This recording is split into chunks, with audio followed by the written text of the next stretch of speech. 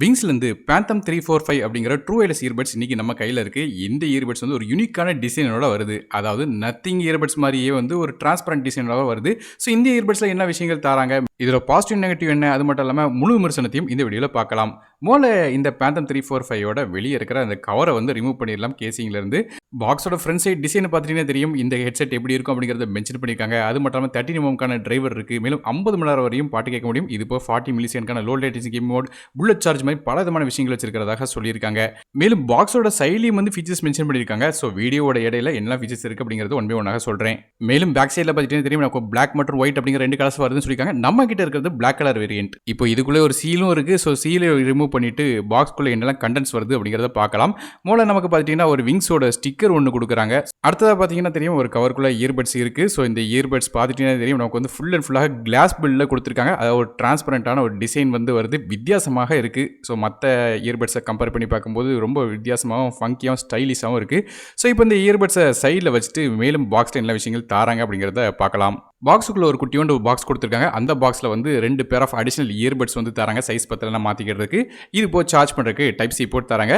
மேலும் வந்து ஒரு விங்ஸோட ஒரு என்வலப் ஒன்று இருக்குது. ஸோ இந்த என்வலப்புக்குள்ளே பார்த்துட்டிங்கன்னா விங்சிங்க் அப்படிங்கிற ஒரு ஆப்போட சப்போர்ட் கொடுக்குறாங்க. ஸோ இது QR கோடை ஸ்கேன் பண்ணி இந்த ஆப் வந்து உங்கள் ஃபோனில் இன்ஸ்டால் பண்ணிட்டீங்கன்னா இந்த இயர்பட்ஸோட கண்ட்ரோல்ஸ் எல்லாத்தையும் டேரெக்டாக ஸ்மார்ட் ஃபோன்லேருந்தே ஆப்ரேட் பண்ணலாம். அதாவது வால்யூம் கூட்டுறது, குறைக்கிறது, ட்ராக் மாற்றுறது, கேமிங் மோட் எனேபிள் டிசேபிள் மாதிரி பல விதமான விஷயங்கள் டேரெக்டாக ஆப்லேருந்தே கண்ட்ரோல் பண்ண முடியும். ஸோ நீங்கள் வந்து இயர்பட்ஸ் வந்து தொடணுங்கிற தேவையே இல்லை. டேரெக்டாக ஆப்பில், அதாவது உங்கள் ஃபோனில் இருந்தே இந்த இயர்பட்ஸ் ஃபுல்லாத்தையும் கண்ட்ரோல் பண்ணலாம்.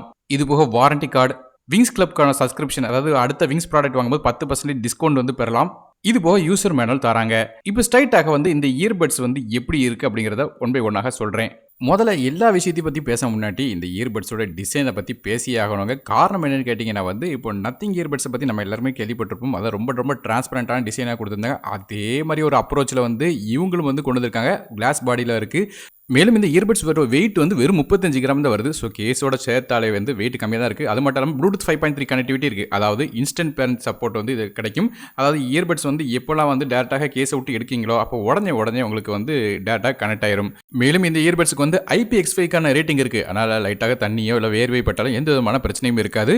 அது மட்டும் இல்லாமல் நமக்கு வந்து ரேஞ்ச் அப்படின்னு பார்க்கும்போது கிட்டத்தட்ட 15 மீட்டர் ரேஞ்சில் வந்து இந்த இயர்பட்ஸ் வந்து ஒர்க் ஆகும். ஸோ பாட்டம் சைடில் நீங்கள் பார்த்தீங்கன்னா தெரியும் சார்ஜ் பண்ணுறதுக்காக USB டைப் சி போர்ட் வந்து சார்ஜிங்காக கொடுத்துருக்காங்க.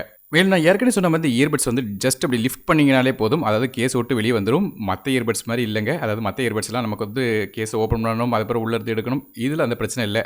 மேலும் இந்த இயர்பட்ஸை சார்ஜ் பண்ணுறதுக்கான கனெக்டர்ஸை இப்போ நீங்கள் இந்த ஸ்க்ரீனில் பார்க்கலாம். இயர்பட்ஸை கேஸ்லேருந்து எடுக்கும். நீங்கள் பார்த்தீங்கன்னா தெரியும் நமக்கு வந்து ஒரு கவர் ஒன்று கொடுத்துருப்பாங்க. அதை கவரை எடுத்துட்டோன்னா நம்ம வந்து இப்போ யூஸ் பண்ண ஆரம்பிச்சிடலாம். இப்போ இந்த இயர்பட்ஸில் நீங்கள் நோட்டீஸ் பண்ணிங்கன்னு தெரியும் ரைட் மற்றும் லெஃப்ட் இயர்பட்ஸ் எது அப்படிங்கிறத காட்டுறதுக்காக ஒரு இண்டிகேஷன் கொடுத்துருக்காங்க. அது மட்டும் இல்லாமல் நமக்கு டாப்லேயும் பாட்டம்லேயும் வந்து இந்த சார்ஜிங்காக போட்டு கொடுத்துருக்காங்க. இது மட்டும் இல்லாமல் நமக்கு வந்து இந்த இயர்பட்ஸ் வந்து ஒரு பேசிவ் நாய்ஸ் கேன்சலேஷன் இயர்பட்ஸாக வருது. அதை ரப்பரை ஸ்டிப் வந்து கொடுக்குறாங்க. லைட்டாக வந்து எட்ஜஸ் வந்து கவ் பண்ணியிருக்காங்க. பார்க்குறதுக்கு கொஞ்சம் டிஃப்ரெண்ட்டான ஒரு டிசைன் வந்து கொடுத்துருக்காங்க. அதாவது கேஸோட சேர்த்து வந்து இன்பில்டாக எம்பெட் பண்ண மாதிரியாக ஒரு டிசைன் வந்து கொடுத்துருக்காங்க. இயர்பட்ஸோட கண்ட்ரோல்ஸ் அப்படின்னு பார்க்கும்போது லெஃப்ட் சைடு இயர்பட்ஸை சிங்கிள் டேப் பண்ணிங்கன்னா வால்யூம் குறையும். ரைட் சைடு சிங்கிள் டேப் பண்ணிங்கன்னா வால்யூம் கூடும். டபுள் டேப் பண்ணிங்கன்னா பாஸ் மற்றும் ப்ளே ஆகும். லெஃப்ட் இயர்பட்ஸை ட்ரிபிள் டேப் பண்ணிங்கன்னா முந்தின சாங்க்கு போகும். ரைட் இயர்பட்ஸை வந்து ட்ரிபிள் டேப் பண்ணும்போது அடுத்த சாங்க்கு போகும். இது போக வாய்ஸ் அசிஸ்டன்ட் எனேபிள் பண்ணுறதுக்கு லெஃப்ட் இயர்பட்ஸை 2 செகண்ட் டேப் பண்ணி ஹோல்ட் பண்ணணும். ரைட் சைடு இயர்பட்ஸை வந்து டேப் பண்ணி 2 செகண்ட் ஹோல்ட் பண்ணிங்கன்னா நமக்கு வந்து கேமிங் மோட் ஆன் மற்றும் ஆஃப் பண்ண முடியும். கால்ஸை அட்டன் பண்ணதுக்கும் அது போக அட்டன் பண்ண கால்ஸை வந்து திருப்பி கட் பண்ணுறதுக்கு டபுள் டேப் பண்ண வேண்டியிருக்கும். ஒருவேளை வந்து கால் வந்து ரிஜெக்ட் பண்ணணும்னு நினச்சிங்கன்னா 2 செகண்ட் டேப் பண்ணி ஹோல்ட் பண்ண வேண்டியிருக்கும். ஸோ இதே மாதிரியாக வந்து நமக்கு இயர்பட்ஸோட கண்ட்ரோல்ஸ் கொடுக்குறாங்க. இந்த இயர்பட்ஸ் கண்ட்ரோல்ஸ்லாம் வந்து நமக்கு ரொம்ப கஷ்டமாக இருக்குப்பா அப்படின்னு நினச்சிங்கன்னா வந்து நான் ஏற்கனவே சொன்ன மாதிரி விங்சிங்க் ஆப் இருக்குது. அந்த ஆப்பை உங்கள் ஃபோனில் வந்து இன்ஸ்டால் பண்ணி வச்சுட்டு நீங்கள் வந்து இந்த இயர்பட்ஸ் கூட பேர் பண்ணி வச்சிட்டிங்கன்னா டேரெக்டாக ஸ்மார்ட் ஃபோனில் இருந்தே வந்து இயர்பட்ஸ் வந்து கண்ட்ரோல் பண்ண முடியும். ஸோ இதே மாதிரியாக டேப் பண்ணிட்டு இருக்க தேவையே இல்லை. இந்த ஆப்பை வந்து எப்படி இன்ஸ்டால் பண்ணி பயன்படுத்தணும் அப்படிங்கிறத பற்றி ஏற்கனவே வந்து போன விங்ஸ் பேந்தம் 380ஓட ரிவ்யூவில் வந்து மென்ஷன் பண்ணியிருக்கேன். அந்த வீடியோட கார்டை வந்து மேலே ஐ பட்டனில் கொடுத்துருக்கேன். செக் பண்ணி பாருங்க. அடுத்தபடியாக பேட்டரி லைஃபை பற்றி பேசலாம். கேஸில் ஒட்டுமொத்த பேட்டரி லைஃப் அப்படின்னு பார்க்கும்போது 50 மணி நேரம் கிடைக்கும் சொல்கிறாங்க. அதை இயர்பட்ஸ் வந்து 10 மணி நேரம் கிடைக்கும் சொல்கிறாங்க. என்னோட யூசேஜில் கிட்டத்தட்ட 7 மணி நேரம் வரையும் கிடச்சிச்சு. நான் ENCயும் கேமிங் மோடும் டிசேபிள் பண்ணி வச்சிருந்தேன். ஸோ இது ரெண்டும் ஆன் பண்ணி வைக்கும்போது கிட்டத்தட்ட 5 மணி நேரம் வந்து பேட்டரி லைஃப் கிடைக்குது. ஸோ கண்டிப்பாக ஒரு சாலிடான பேட்டரி லைஃப் கிடைக்குது. அது மட்டும் இல்லாமல் நமக்கு ஸ்க்ரீனில் பார்க்குற மாதிரி ஒரு ஸ்க்ரீன் ஒன்று கொடுக்குறாங்க. அதாவது பேட்டரி லைஃப் எவ்வளோ இருக்குது அப்படிங்கிறத காட்டுறதுக்காக வந்து இந்த ஸ்க்ரீன் வந்து கொடுக்குது. ஸோ எப்போலாம் வந்து நீங்கள் பட்ஸை வந்து டேரெக்டாக இந்த கேஸ்குள்ளே போடுறீங்களோ அப்போ வந்து டேரெக்டாக வந்து சார்ஜ் எவ்வளோ இருக்குது அப்படிங்கிறத காட்டுறதுக்கும் சார்ஜ் ஆகுதா இல்லையா அப்படிங்கிறத காட்டுற மாதிரியாக ஒரு இண்டிகேட்டர் டிஸ்பிளே ஒன்று கொடுக்குறாங்க. இப்போ நீங்கள் ஸ்க்ரீனில் பார்க்குற மாதிரி எவ்வளோ பேட்டரி பர்சன்டேஜ் இருக்குது அப்படிங்கிறத வந்து நீங்கள் வந்து கேஸில் எப்போலாம் இயர்பட்ஸ் போடுறீங்களோ அப்போலாம் வந்து உங்களுக்கு மென்ஷன் பண்ணி காட்டுவாங்க. அதனால் வந்து கேஸ் பேட்டரி லைஃப் எவ்வளோ இருக்குது அப்படிங்கிறத உங்களால் தெரிஞ்சுக்கிட முடியும். மற்றபடி சார்ஜிங் டைம் அப்படின்னு பார்த்தீங்கன்னா நமக்கு வந்து கேஸ் வந்து ஃபுல் சார்ஜ் ஆகிறதுக்கு 1.5 மணி நேரம் டைம் எடுத்துக்கிடுது. அதை இயர்பட்ஸ் சார்ஜ் ஆகிறதுக்கு 1 மணி நேரம் டைம் எடுத்துக்கிடுது.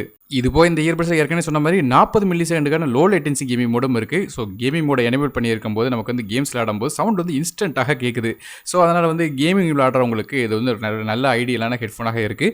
மேலும் இந்த இயர்பட்ஸில் வந்து இஎன்சியும் இருக்குது. அதாவது ஒவ்வொரு இயர்பட்ஸ்லையும் 2 மைக்ரோஃபோன் உங்களுக்கு கொடுக்குறாங்க. அது மூலமாக வெளியே இருக்கிற தேவையில்லாத சவுண்டை எலிமினேட் பண்ணி உங்களுக்கு வந்து கிளியரான ஒரு இன்புட் சவுண்ட் வந்து உங்களுக்கு கொடுக்கும். அதனால் வந்து பப்ளிக் பிளேசஸில் வச்சு இந்த இயர்பட்ஸ் வந்து உங்களுக்கு கேட்டால் கூட நமக்கு வந்து வெளியே இருக்கிற சவுண்ட் வந்து உங்களுக்கு டிஸ்டர்ப் ஆகாது. இது போக கால் குவாலிட்டி அப்படின்னு பார்க்கும்போது கூட டீசெண்டாக இருந்து சொல்லலாம். குறிப்பாக சொல்லணும்னு கேட்டிங்கன்னா இண்டோர் கண்டிஷன்ஸில் வந்து நம்மளோட வாய்ஸ் எல்லாமே அவங்களுக்கு தெளிவாக கேட்குது. அதுமாதிரி அவங்களோட வாய்ஸும் நமக்கு கிளியராக கேட்குது.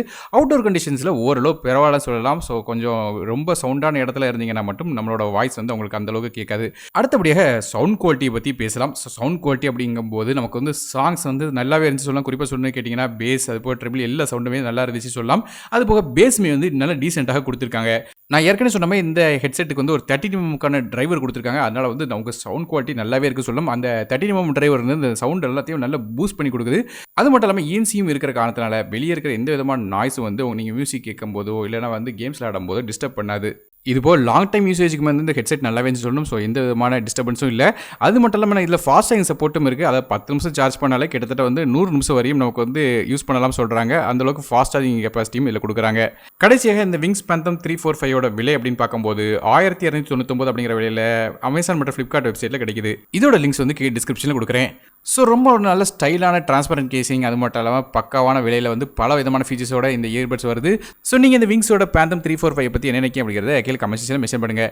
வீடியோ பிடிச்சினா ஒரே ஒரு லைக் கொடுத்துருங்க. அப்படி உங்கள் ஃப்ரெண்ட்ஸ் மற்றும் ஃபேமிலிஸ்க்கு ஷேர் பண்ணி விடுங்க. நானும் டெக் தமிழுக்காக மற்ற வீடியோ சந்திக்க வரை நன்றி, வணக்கம்.